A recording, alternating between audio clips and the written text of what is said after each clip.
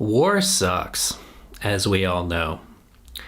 Beyond that, if nuclear weapons were used or World War III happens, it could destroy everything that we care about. What if we just decided to not do war? What if we could solve this? This is not just a slogan. This is not just a naive wish. This is actually a possibility.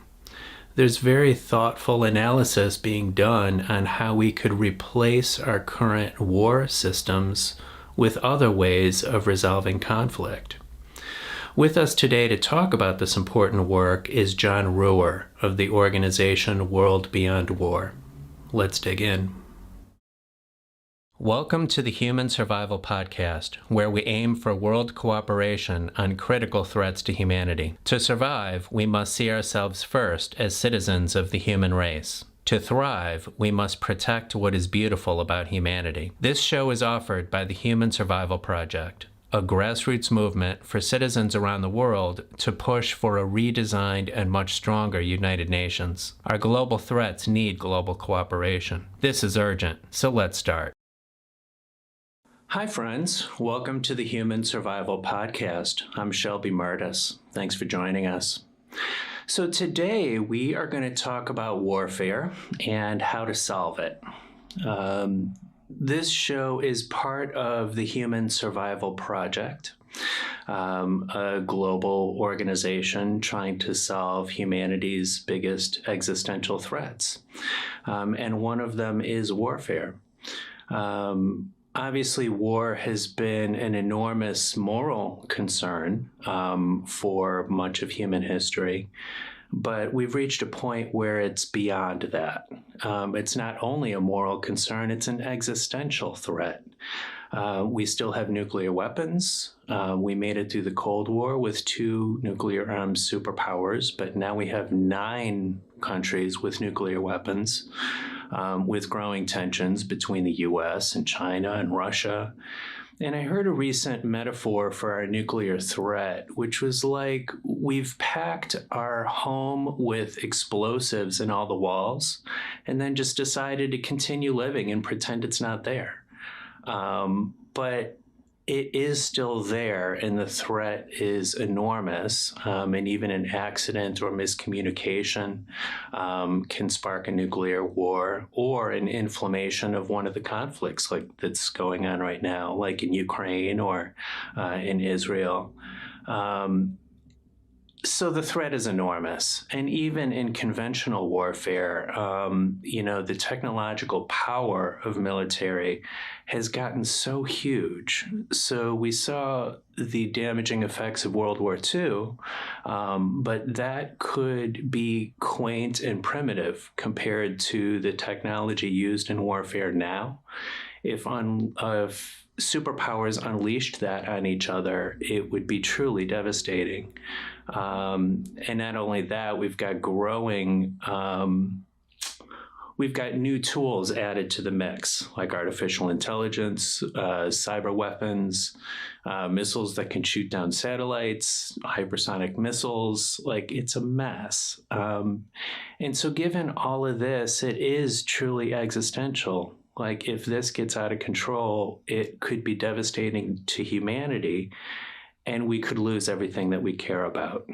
And so that's why the Human Survival Project is an organization that deals with the big existential threats, has included warfare among these issues that we try to deal with, and really try to promote a new global governance strategy like a redesigned and much stronger United Nations in order to solve these issues. So that's why I'm here talking with you about it. Our guest today is from an organization that I heard about recently called World Beyond War. This organization fascinates me. There's a couple things that I really like about it. One is its very global, international nature.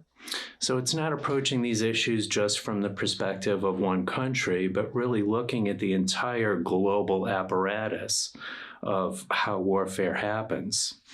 And something else I like about them is that they are trying to actually solve it.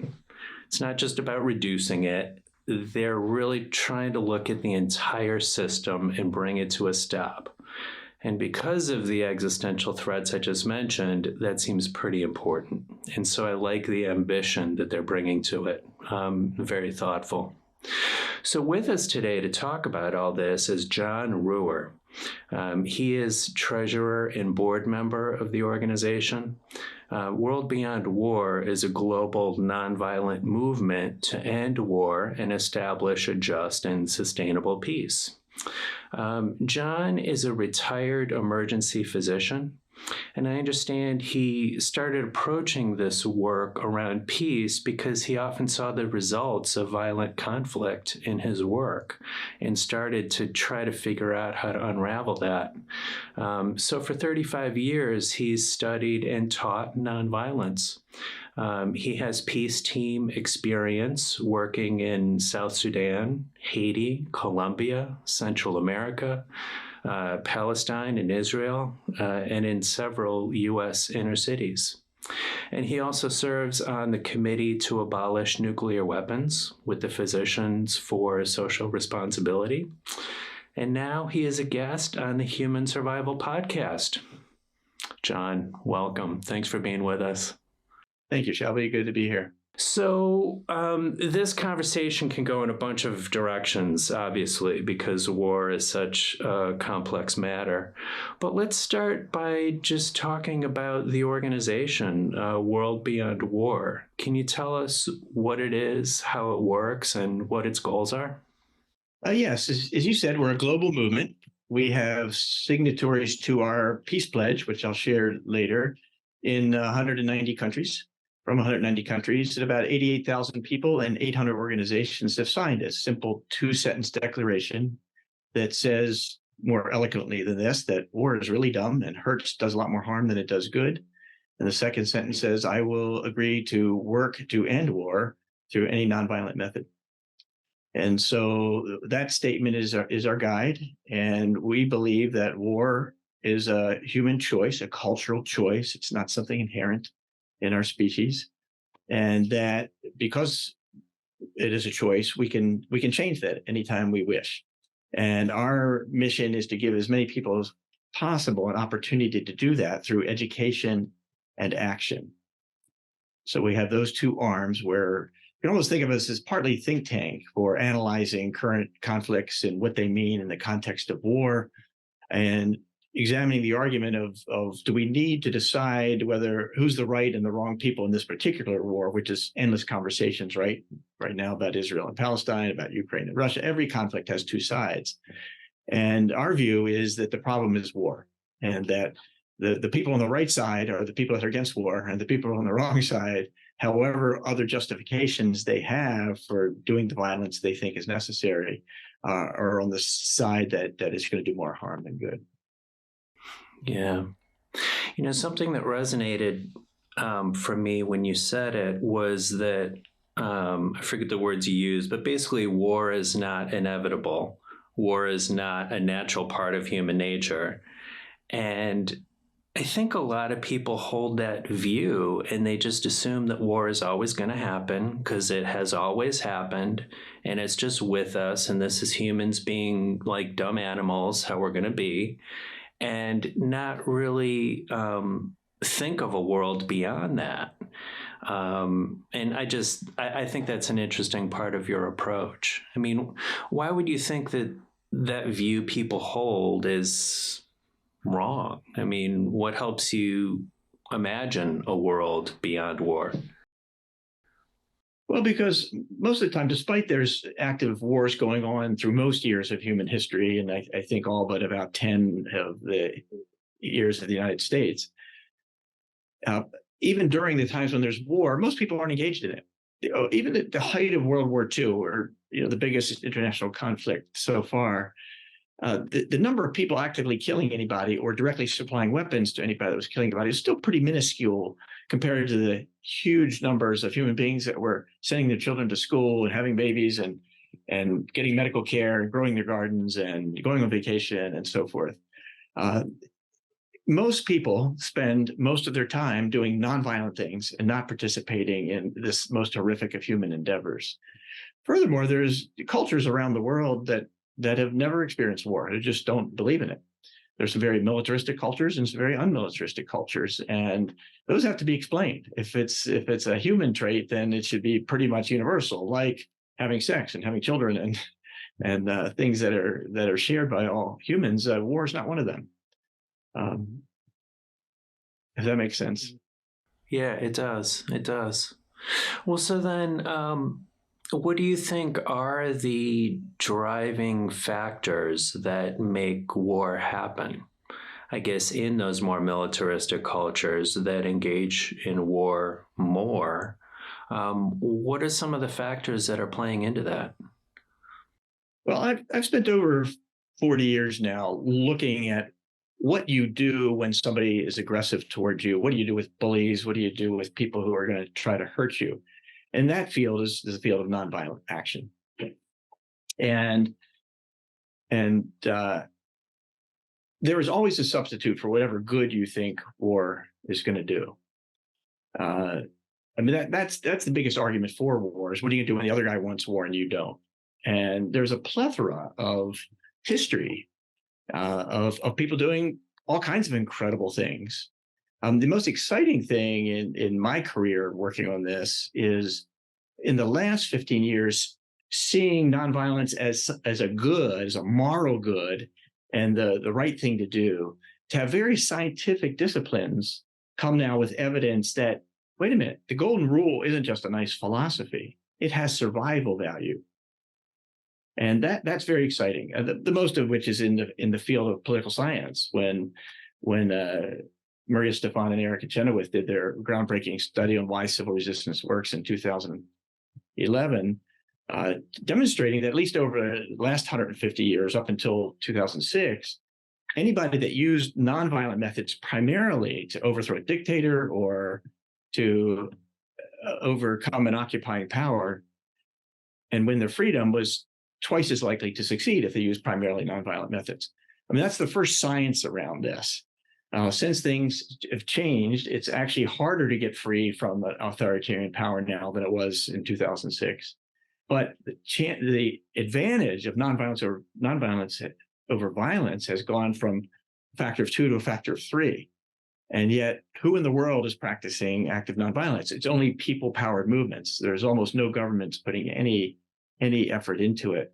We got excited in the 1990s after the fall of the Soviet Union when Lithuania hired a psychotherapist as a defense minister, and they started talking about what is called civilian-based defense. What can people do to defend themselves under violent attack? But that slowly drizzled away as NATO began to expand and become more powerful and marginalize Russia out of Europe and so forth. So now you have this expansion of NATO resulting in the Russian paranoia and desire to be at the table in world affairs and starting the war in Ukraine. And we haven't learned that lesson yet. So all the science isn't coming into play at all. We're still living in the myth that war is human nature, it's necessary, it's beneficial even sometimes, and it's inevitable. And those are the 4 myths that we're constantly trying to explain to people, none of which are true. Now, why do you have war was your question. And to me, there is only one thing that you absolutely have to have violence to do. Because if you're trying to win freedom or gain prosperity or save democracy or human rights, nonviolence is the only real way to achieve that for everybody. But if your desire is to have a few people control the many, having a few elite at the top determine what the rest of the society does, then war is absolutely necessary and violence is absolutely necessary. But that's the only thing that I can see now, from my point of view, that war and other violence is good for, keeping a few people in power over the many. Which very much goes against some popular discourse within cultures that I hear about war. You know, you might have citizens encouraging their government to militarize, worried about those other guys, you know, and I don't often, I often hear about it in terms of either moralistic, like we need to, I don't know, protect whatever you might call it, or, basically fear of the other. Is usually what I hear in the conversations about staying militarized. I don't hear this concept you're talking about of the few dominating the many. So, I don't know. What do we do with that? I guess. Well, imagine, let's say I'm correct in believing that, and I'm open to evidence to the contrary and anything. So please feel free to challenge anything I say. But my belief is that violence benefits the few at the top, but nobody's going to give their life for that. Nobody is going to join the army and go save a few elite corporate board holders and a couple of corrupt politicians, right? What they are willing to die for is to save their homes, defend their homes, save democracy, make the world safe for freedom, free people. Those are all the things that soldiers are told they're doing. And the fact that that's a lie almost all the time can be seen in any given war. I recently went up to the front lines in Ukraine near the Zaporizhzhia nuclear power plant to try to, it was the one place everybody agreed you can't have a war around a nuclear power plant. And yet both sides are still shelling. The Russians, I think, a bit more so because they're in a better position. But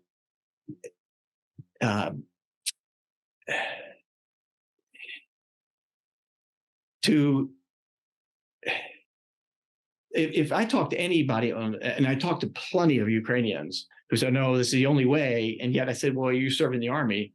They're actually trying to avoid the army. Many young men joined immediately in the beginning when they thought they could push the Russians right out. But now it looks like it's going to be a World War I kind of stalemate forever. I met as many Ukrainians trying to avoid service as I am enthusiastic about being on the front line. And I'd be willing to bet that if you talk to 100 Russian soldiers on the front line, that if you said, do you want to go home now? No questions asked, that 99 of them would go home. So what keeps them there is the same lies on both sides. In this case, I think there's a little more lie on Russia, but I haven't been to the Russian side to know that for a fact. But the fact that Ukraine was an immediate threat to Russia that would somehow invade them if they didn't invade first, which is what a lot of them believed, wasn't true. Now, to me, Putin had a better case making his young men believe there was a threat because at least it was a border country attacking. When I compare that to how American young men were convinced that defend freedom, we had to go halfway around the world to Vietnam and kill millions of people when Vietnam wasn't even this much threat to us. I could see if politicians could do that to our young people, it's not surprising at all to me that Putin could do what looks to me like a little more of a threat. It's still, I don't think, an immediate threat, but a little more of a threat. There's a border country that's going to get nuclear weapons in 10 minutes from Moscow if we don't stop them now. So, but the lies are the same, that there's an enemy out there that's going to get you unless you do what I say. And do what I say is go kill the bad guys. And it's always based on lies. It just, if you go deep enough. Now, if you're a Ukrainian, and I'm talking about Ukraine because I've devoted the last year of my life to trying to do something to mitigate that disaster. If your city's attacked, there's no question that's an outside attack, like war planners dream of and plan on and so forth. And if that's all you see, that bolt out of the blue, this peaceful country was suddenly invaded, then yes, it makes sense to pick up in arms and try to defend it. But they had a war going on there for 8 years in the East because so many Ukrainian people of Russian ethnic nationality and language were upset by the change in government that was illegal in 2014. So it was a civil war. You're not allowed to say that in Ukrainian circles, but it looks to me like it was a civil war with two sides supplying, but the side that was closer was Russia. So they actually had troops there. And that's thought of as the first stage of an invasion. And I'm not going to argue with that. But to pretend that it was a bolt out of the blue and there wasn't anything behind it is just nonsense. I've had this idea that might be unrealistic. I don't know, especially because I don't live in Ukraine. But, as I try to contemplate nonviolent responses to war, I wonder what would have happened if the Ukrainian people just didn't fight. and sort of just refused to be governed by the Russians. It's like, okay, the troops are here and we're not going to pay taxes. We're not going to cooperate. We're going to just like be difficult to govern. And at least we don't have our whole home destroyed. There's different, I don't know. I don't want to tell the Ukrainians what to do because I'm not them, right? They have to decide that for them. But I just wonder, was there an alternative to what's happening right now? Or is there still an alternative to what's happening there? Well, of course there was. And the reason I got excited about Ukraine and wanted to go there is because I've been looking for a project somewhere, a group of people somewhere in the world that would want to do exactly what you just said. Not carry out the war, which in the modern world is endless, incredibly destructive, and always sows the seeds of the next war. It's never an ending. And Ukraine, I thought, had good reasons to be that people. Because first of all, in my lifetime, I was told that nothing could stop the Soviets from taking over the whole world, certainly Europe, except our nuclear weapons and an extremely strong NATO. And now the data, the political science people say, Russia was never, Soviet Union was never capable of conquering all of Europe, even at the height of the Cold War, even though we were always told they would do it in a heartbeat if we backed down. But the point is, in the end, every country in the Warsaw Pact, including Ukraine, got its independence and freedom without a war. So Ukraine's been there. They were totally dominated by Russia. They knew it was like to be dominated by Russia. And so the threat of that happening again, I would have thought, well, maybe they knew better. Maybe it was scary, but that's not the impression I'm getting. They didn't want the freedom, and I admire not the nationalism, but the desire of people to be free in Ukraine. And so they had this history of that. And then they had the 2004 revolution. When I taught my course on nonviolent action for college students, one of the movies I often showed was the Orange Revolution, which is in 2004. There was an unfair election. Clearly, the winner, the Russian leading winner, cheated, and the people stood in the streets for months and demanded a re-election, and the proper person was elected. He turned out to be not such a good governor, and the Russians came back in, and the Russian leading Ukrainians came back in a couple of years anyway, and that didn't sit well with Western powers who wanted Ukraine pulled into the economy of Europe and less to do with Russia. And so the 2014 revolution happened, which is a lot more complicated and a lot less nonviolent than the 2004. The one in 2014 was messier. But when it happened, when a democratically elected president was overthrown, that wasn't a corrupt election in that case, but they were overthrown in a popular election, a popular uprising that was much supported by the United States. Then Russian-speaking peoples in Crimea and the Donbass got very upset. But the point was, all that was fairly nonviolent until the fighting started in the Donbass. And so at that point, there was violence, and nobody stopped that civil war. The Office on Security and Cooperation in Europe tried. They had as many as 1,000 monitors trying to decide who was breaking the ceasefires and so forth. Unfortunately, when you have all the countries working together, nobody wants to look bad. So we talked to some of them as we planned our mission, and they said, well, we knew who fired, but we couldn't say because that would upset the country that's paying our salary in.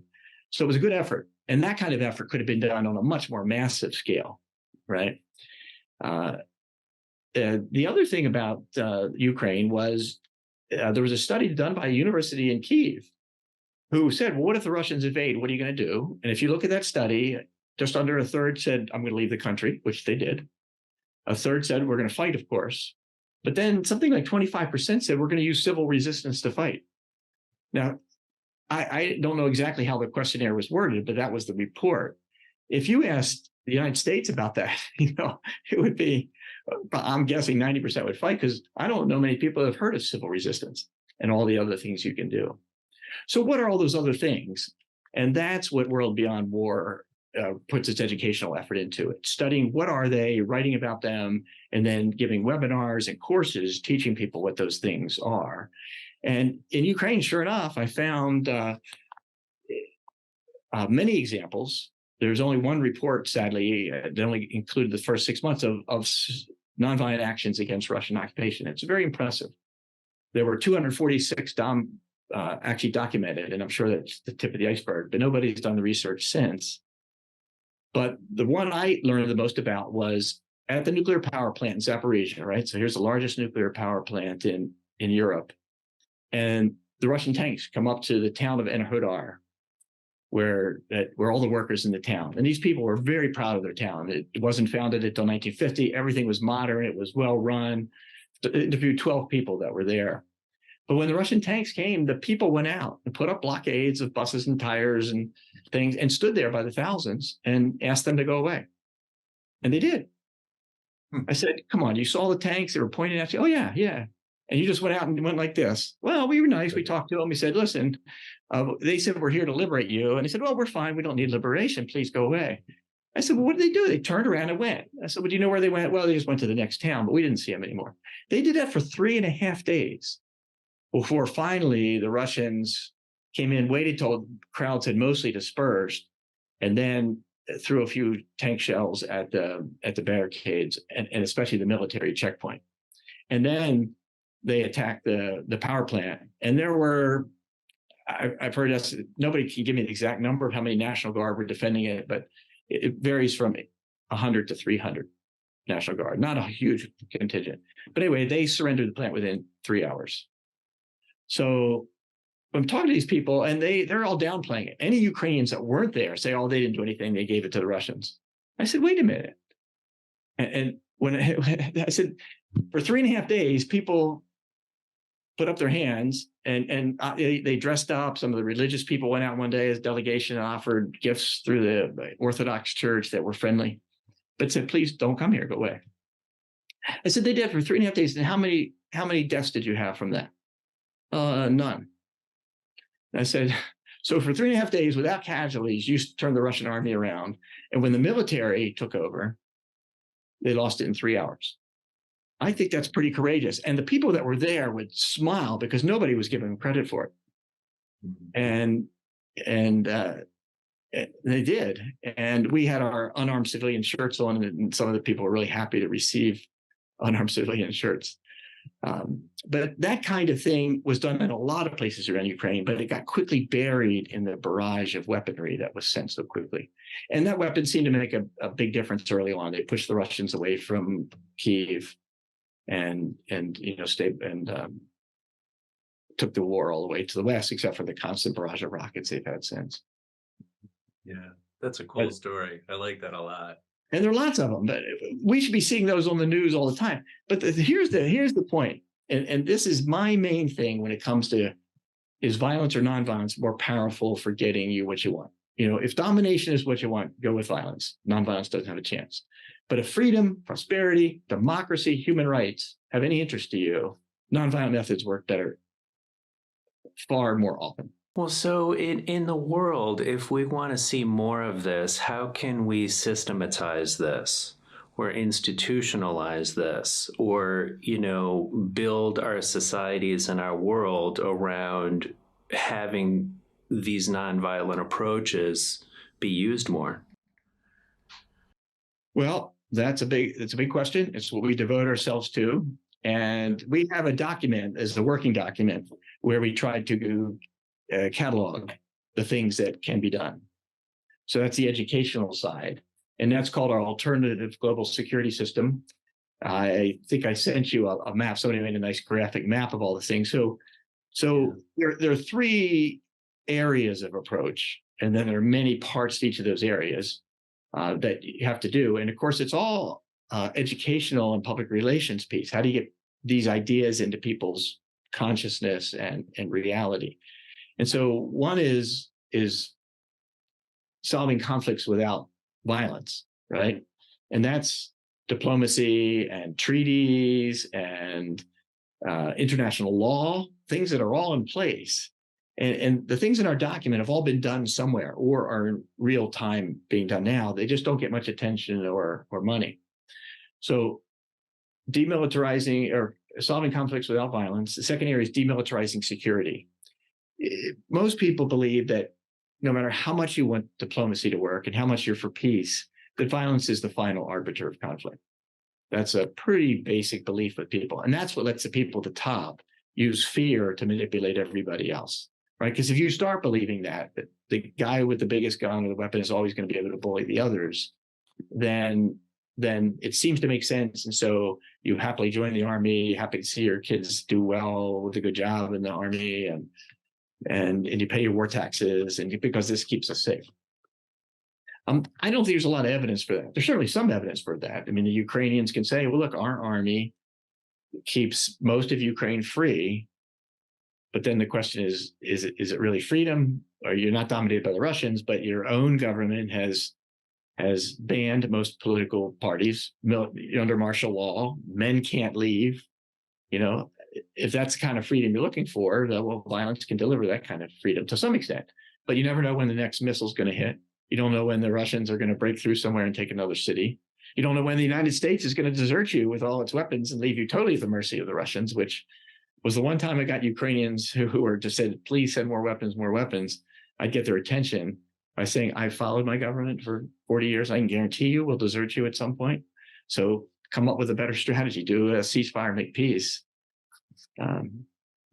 So demilitarizing security, do all the other things that can be done, all things I mentioned, and then creating a culture of peace. And this is really overcoming two of the myths about human nature. One is that you can hurt someone else without hurting yourself. I believe we're all interconnected, and that when you do damage to somebody else, you're doing some damage to yourself. And if you look at people who, well, when's the last war we won? Even in World War II, if you say we won that war, and I'm not so sure, the amount of PTSD was enormous from that. I had relatives that, would just start to shake, and they couldn't talk about what happened in the war until they were thoroughly drunk. And it was and that was a war where at least it looked a little clear, like there was a good and bad side. There's been no war like that since, certainly not Korea, Vietnam, Afghanistan, Iraq, where PTSD is enormous from the moral injury of doing things that have no visible good side, and just doing destructive things that you would never be allowed to do in your normal life, that you were raised not to do. Mm-hmm. So the lie is that you can hurt somebody else without hurting yourself, and that we're not connected somehow, that evil people are evil and need to be killed, and good people are good and need to be defended.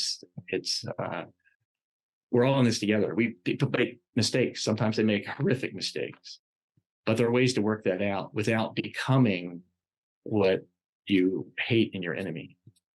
Yeah. One of the things, well, among many, that I appreciate about World Beyond War is its focus on changing global governance in the world, and creating new systems to replace this war-oriented machinery that we have. And so, something I'm very interested in is just redesigning the United Nations so that humanity has a better political tool for resolving conflicts. Can you unpack some of what might be involved there, or do you have ideas for what that might look like, how it might be structured, and if we had that stronger UN, how it might apply in situations of war and help us, have the tools to solve it? Oh, of course. Well, the first thing is just to pay attention to the Charter of the United Nations, whose first line is, this organization exists to rid the world of the scourge of war. And their very first resolution was getting rid of weapons of mass destruction, particularly nuclear weapons. So just paying attention to that and making that their main mission would go a long way. But what happened with the United Nations was, two pretty weakening mistakes. One, after the horror of World War II, people said, we don't ever want to do that again. So for the first time in history, human beings got together and say, you can't have an aggressive war. Because before that, if you were bigger and stronger, it just seemed like human nature that God gave you the right to take over whatever other country or resources you could because you were bigger and stronger. That was God's gift to you. And there's been everything from this discovery doctrine to the Monroe Doctrine was about superior people killing others and taking what they had, just as a course of human nature. And after World War II, the world pretty much agreed, well, no, we're not going to do that anymore. So they outlawed aggressive war. The mistake they made was not outlawing war, period. Because if you look, human beings are terrible at deciding which is offensive and which is defensive, right? If we've gotten into the modern era that any preemptive strike against anybody that could possibly threaten you in the future is legitimate defense, right? We still call our War Department a defense department, even though 90% of its expenditures are for maintaining bases in other people's country and projecting military power for our national interests, which usually means corporate profits and very little else. And there's been some good stuff written. If we just defended the United States with whatever anti-aircraft systems you had and things to prevent invasion, that it would take about 10%, which is still a huge amount of money, but 10% of what we're actually spending to project power. So making the mistake of not outlawing all war was the biggest. The second biggest mistake I see is that they gave the five major powers who won World War II the veto power in the Security Council. So there's so many wars that would never have happened if somebody hadn't protected the invading power or protected the world's censure of some aggressive thing. I think it's very telling that the UN resolution, there have been a number of them. Say in the Israeli-Palestinian conflict, there's the Israelis, of course, hold it was always Arabs that attacked them first. I wasn't there. I don't know exactly it. But in any case, once they won that war and occupied the West Bank and Gaza, that the UN Charter said you can't have territory. It doesn't matter who started the war. You cannot conquer territory, so get out, leave. That's what all occupying powers are supposed to do. And that hasn't happened for 75 years in the case of Israel-Palestine, which is why you have an endless war there. And Ukraine or Russia is still saying the same thing. I think they should all leave Ukraine. That would be my choice. But their excuse for maintaining is, look, there's Russians here, Russian-speaking Ukrainians that invited us in. We're here to protect them. And so it's our right to occupy pocketed territory because the nationalist Ukrainians were getting too aggressive. So people can't tell that difference. And Russia, frankly, if you look at the story of after the Soviet Union fell, Russia watching NATO countries attack other countries without UN Security Council. Okay, you're supposed to be unanimous UN Security Council approval of any attack on another nation for alleged aggression. And we did it in Libya, we did it in Kosovo, we did it in Iraq without full UN approval. And Russia really resented that. Now that they're doing it, we think they're horrible, and they are for doing it, but no more horrible than our foreign policy.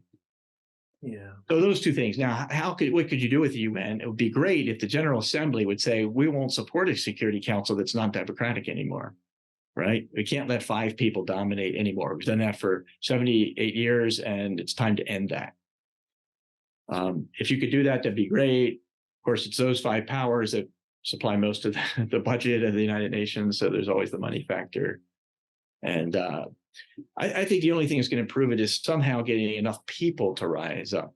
Because, if the basic defect is what I said before, violence is used to keep a few people in power at the top.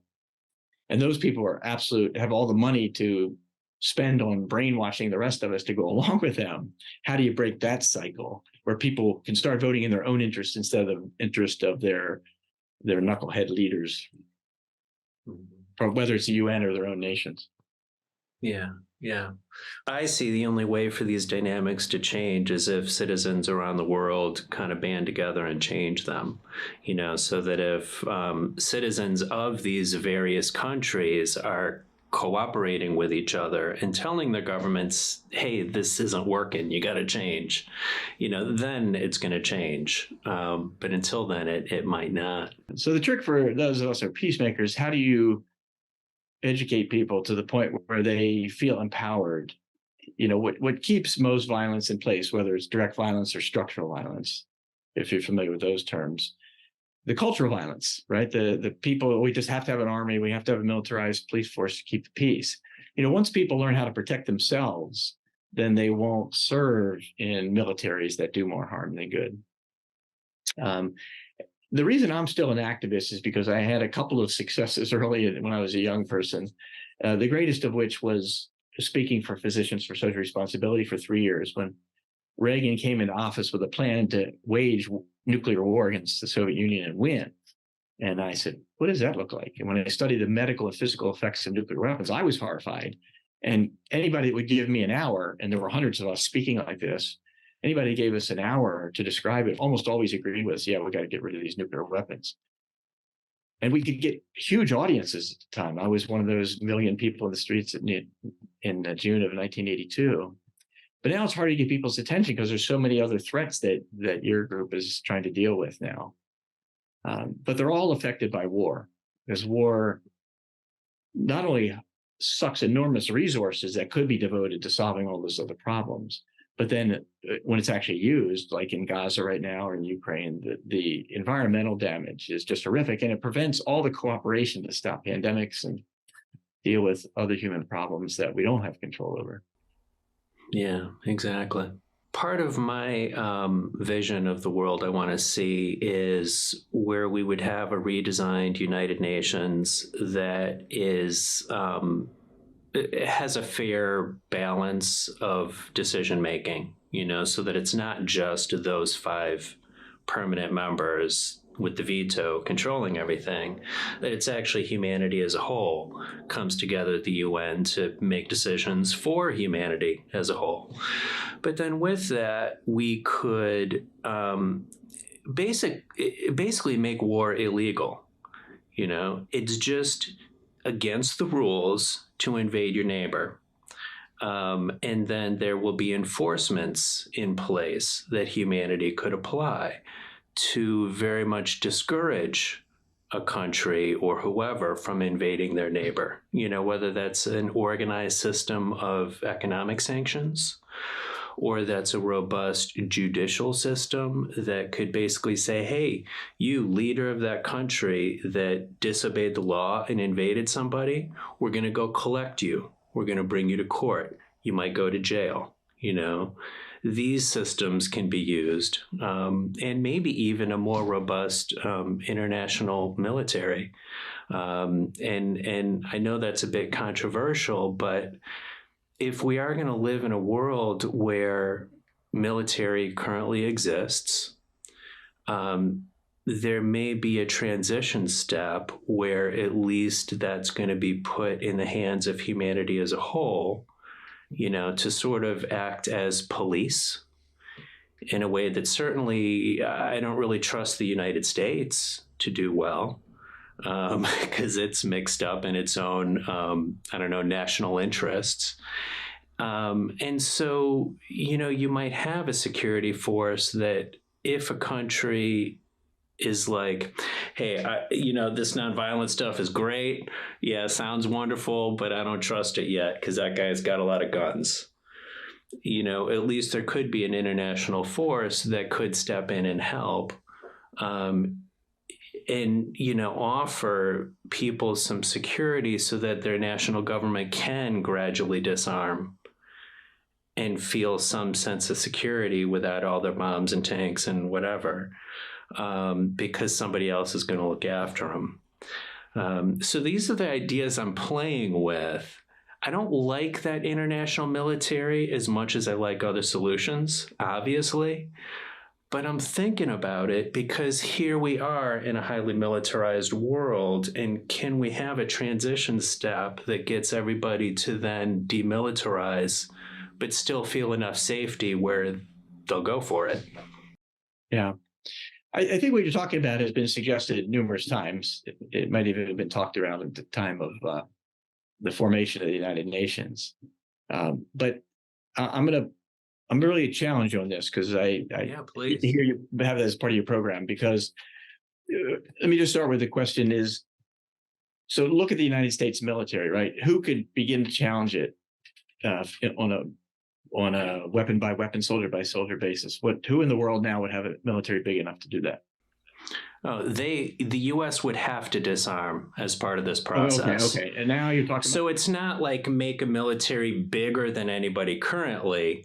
It's having a negotiated disarmament where everybody is drawing down, and probably transferring some of that to the international force. So. As a guy who's lived in small towns the rest of my life and intermittently in cities, I'm convinced that the ideal human communities are small towns where people still have a voice. It's really hard to have a voice in a big city, and it's really hard to have a voice in a big government. Like when I started as an activist in college, I could actually talk with my representative. I almost can never talk with my representative now. The country is so much larger and there's so much more money in it. They only have time for their donors. And so the idea of and a local police force, in my small town, I knew the most of them. I worked in the ER, and these guys would hang around at night, and I knew the police. And so if there's a problem in town, we could talk it out. And it was wonderful. As you move to a big city, you lose that to some extent. And then when you move to a state, it's even bigger. You have a National Guard, into the U.S. military with its, what now they threw in the fifth Space Force now, right? You're dealing with such huge entities that are under the control of so few people that you can never get to, that the thought of giving a lot of military power to an international just ups that and makes it that much worse. So let's start before you say that, because I think there are other ways to go even on that, with what you said that makes so much sense: disarmament. Einstein, I think, once said that any peace movement that doesn't involve disarmament is never going to get anywhere. And I think that's really true, because as long as you have weapons, you're under Maslow's law, right? If all you have is a hammer, everything, you're going to see every problem as a nail. And that's the problem with the U.S. military and most militaries around the world right now. That's the go-to. And it's a matter of money. I mean, just compare. When I give talks on this, I'll show a graph. Well, just speaking about Ukraine, when the Soviet Union fell, the U.S. spent about $16 trillion preparing to stop whoever was going to come after, right? $16 trillion. In that time, the U.S. budget for State Department, USAID, Peace Corps, everything that I would put under peace building, was about $900 billion. So you had this 20 or 30 to 1 ratio. And then you wonder why war is the solution to modern problems, why the military is asked to do everything that it's not capable of doing. So it really is a matter of resource allocation. And the problem now is you've got such a big military industrial complex where there are more defense lobbyists on Capitol Hill every day than there are lawmakers. And that's one of the reasons I can't talk to them. But because they give millions of dollars to Congress people, they get their voice whenever they want, and we peace activists don't. So demilitarizing is going to be critical, and to do that, you're going to have to take some of the money out of the equation. One idea I had that I haven't seen, so it'll be a first on this show, if you like, is if you look at the total military budget, which is approaching $900 billion just for the Pentagon. That doesn't count the nuclear warheads. It doesn't count all kinds of costs of war. That's more like 1.3 trillion. But say the $900 billion for the Pentagon, half of that goes pretty much into 25 companies, and 5 companies get about 70% of it. So we're paying $500 billion basically to a couple of weapons makers. And yet they only make in the tens of billions of profits. So why not do what we do with farmers when we don't want them to grow something? Why not pay them the tens of billions to do something besides make weapons? And then it would only cost us tens of billions and not hundreds of billions. And they wouldn't be a voice pushing for war on Capitol Hill all the time. Yeah. Well, and all that manufacturing capacity, what if they were making solar panels and wind turbines instead? Wouldn't that help? That would also boost the economy. It'd be nice to be able to get on a train to Chicago and make it in less than 3 days. I mean, yeah, I know. Yeah, it's doable. Yeah. So the disarmament process by countries is critical. What I'm wondering is, how do we provide countries the sense of safety in order to do that? Because so many people fear the other guy and their military.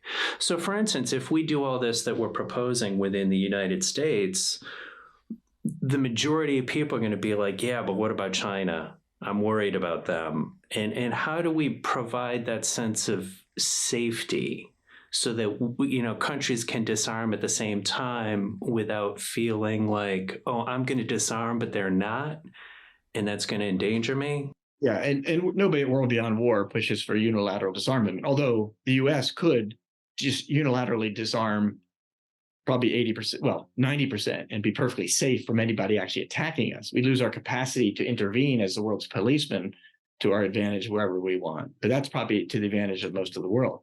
Now, if I was going to do that, the only country I worry about, I mean, Russia has proven itself in the Ukraine war. It's not capable of really doing any great damage except with nuclear weapons.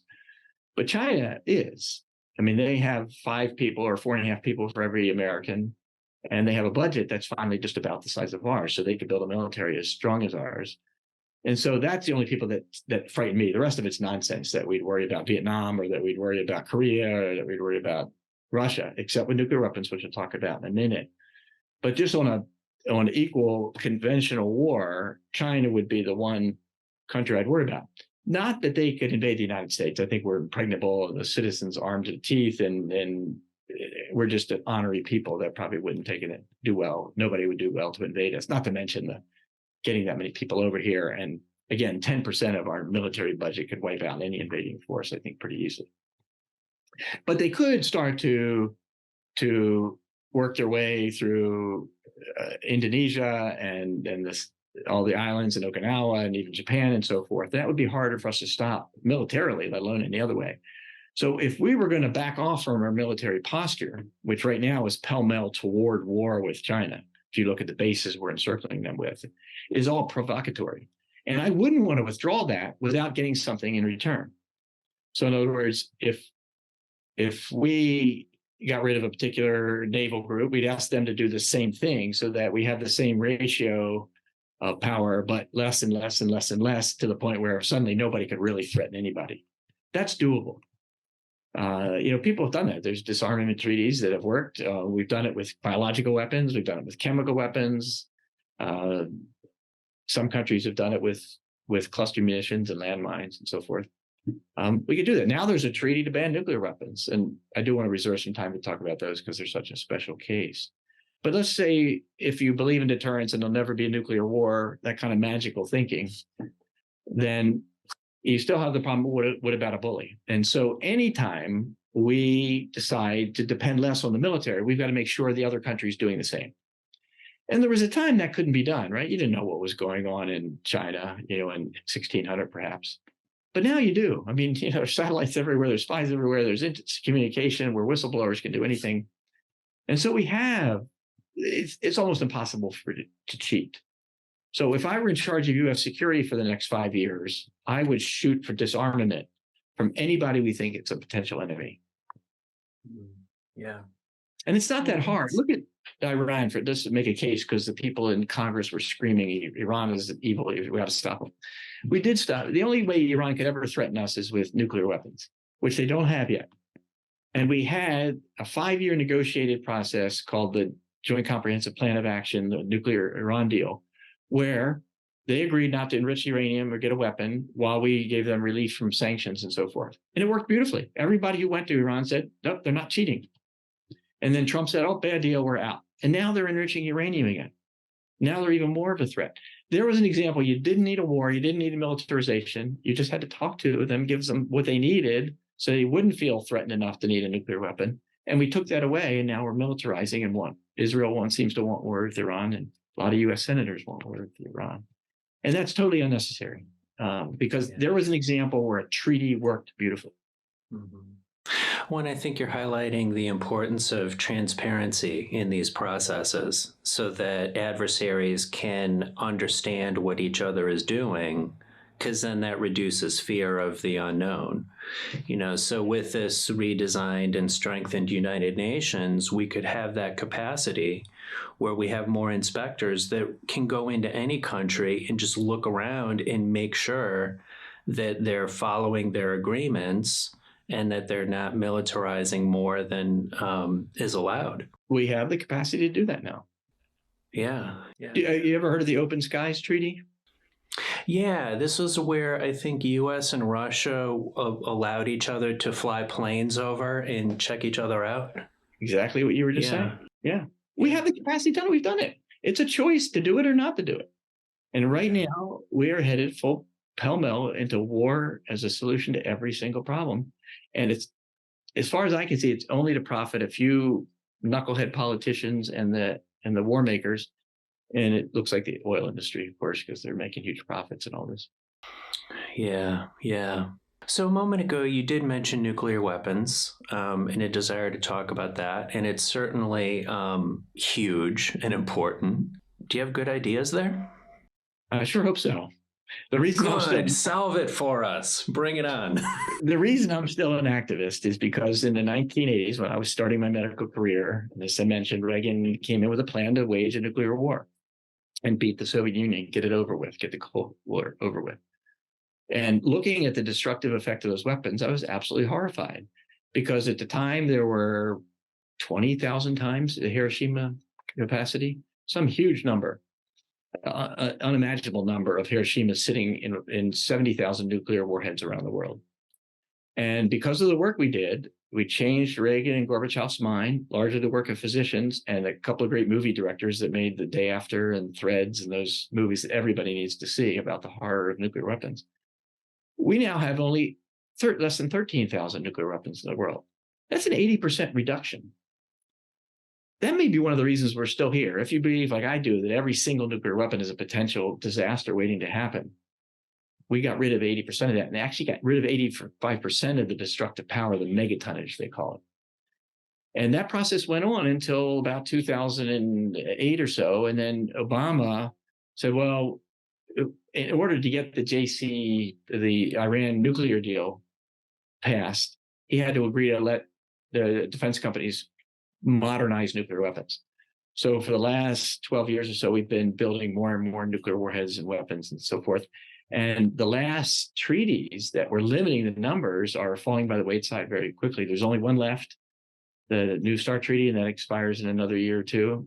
And that decrease in nuclear weapons, which has been so valuable to the Earth and increased everybody's security, is in danger now.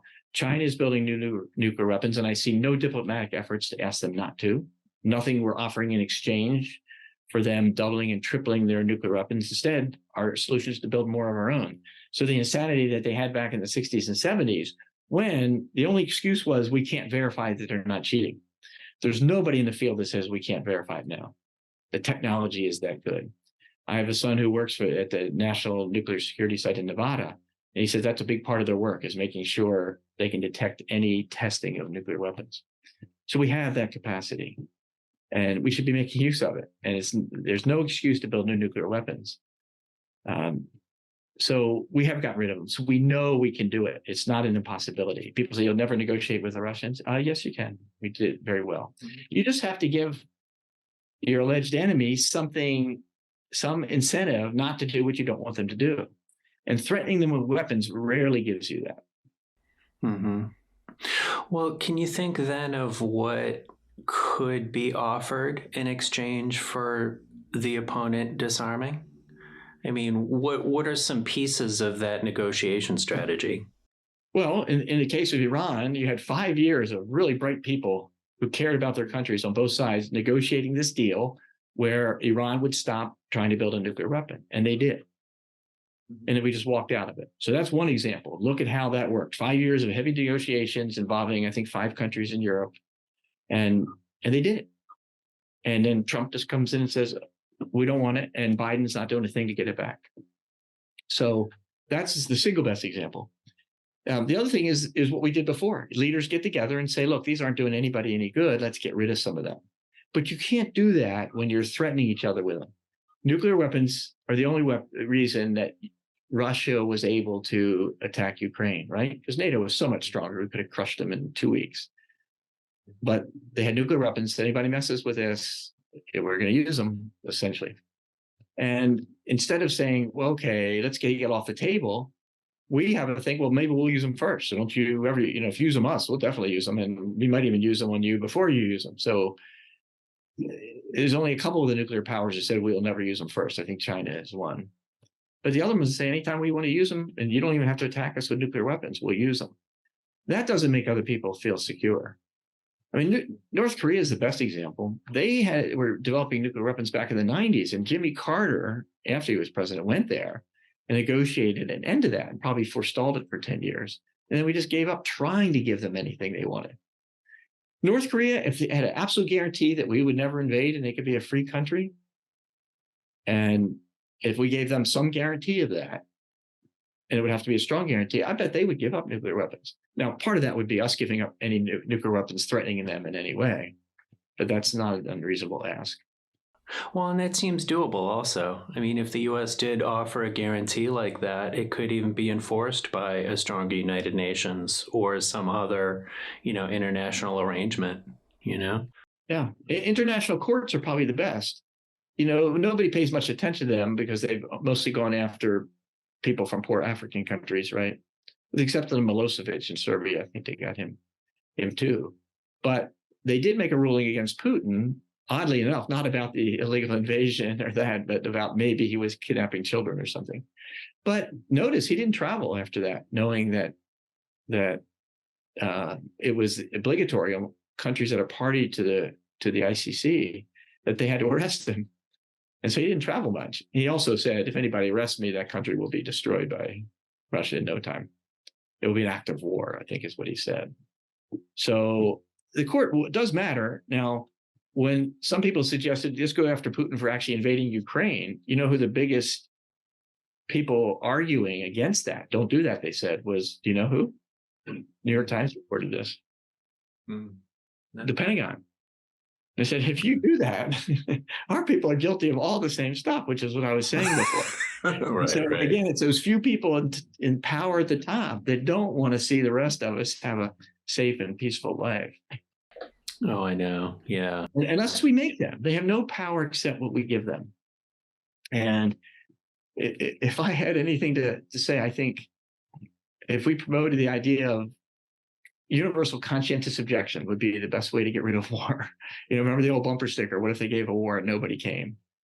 Right, yeah. And nobody picked up a gun. Yeah. Yeah. And I don't know if you've ever seen the wonderful talk by General Smedley Butler, who was a Marine Corps commandant and 35-year Marine veteran. Put that in your notebook, War is a Racket.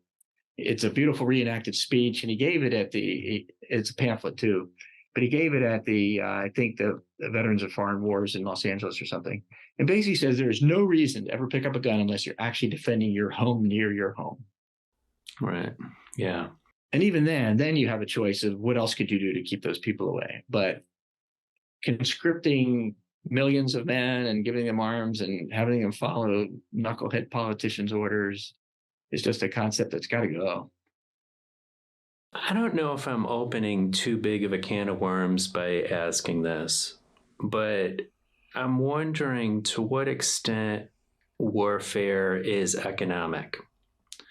What makes me ask this is, you mentioned how the United States has this constellation of military bases around the world when it actually could protect itself with only 10% of that budget.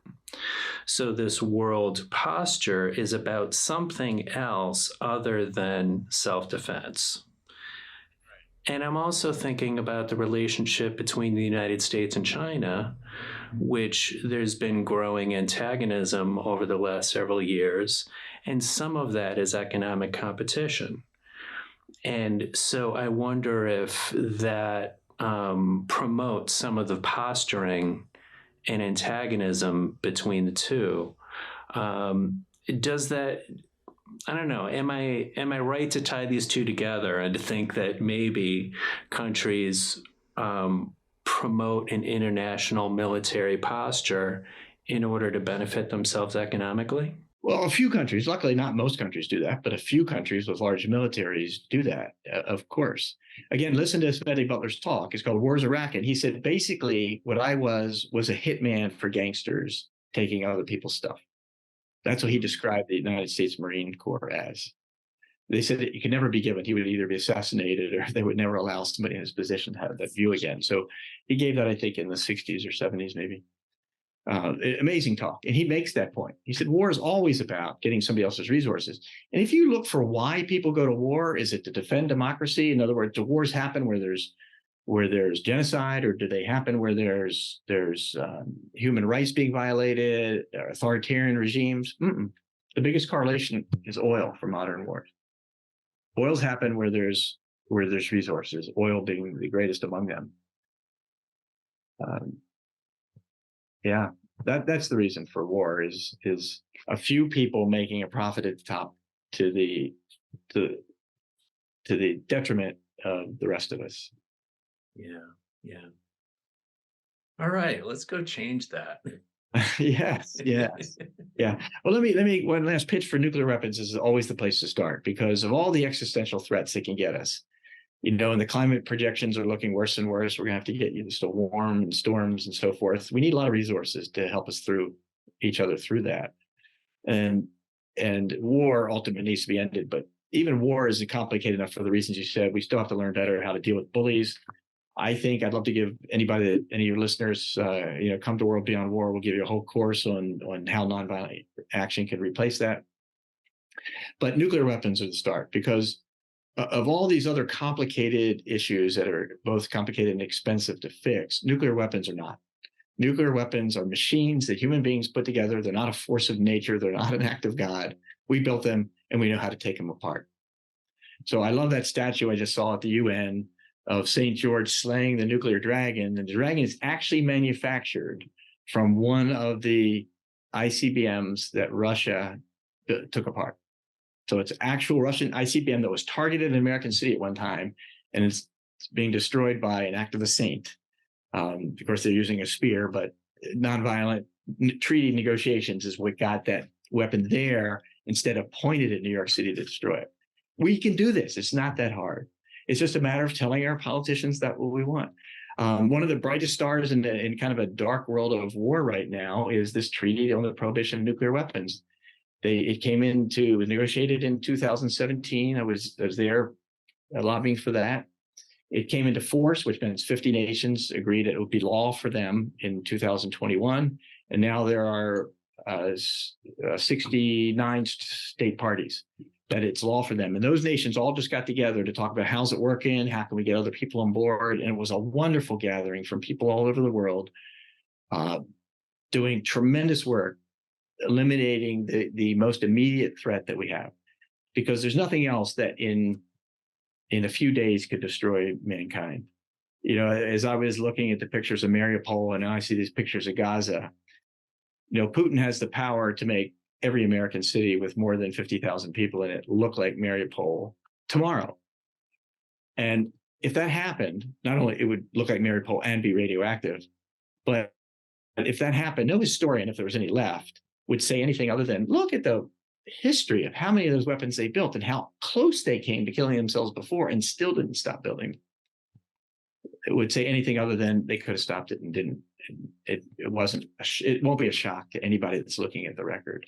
So let's get rid of it. Call your congressman tomorrow, say no more money for nuclear weapons, join the stupid treaty, that wonderful treaty, and let's get this over with so we can get to the real problems that humans have.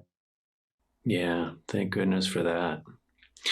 Well, I want to respect your time because I know that you are busy today. Viewers, John today is at Capitol Hill in the United States talking with congressional people about these issues. So has thankfully taken time out from a busy schedule to join us. But is there anything else that you want to share that we haven't covered?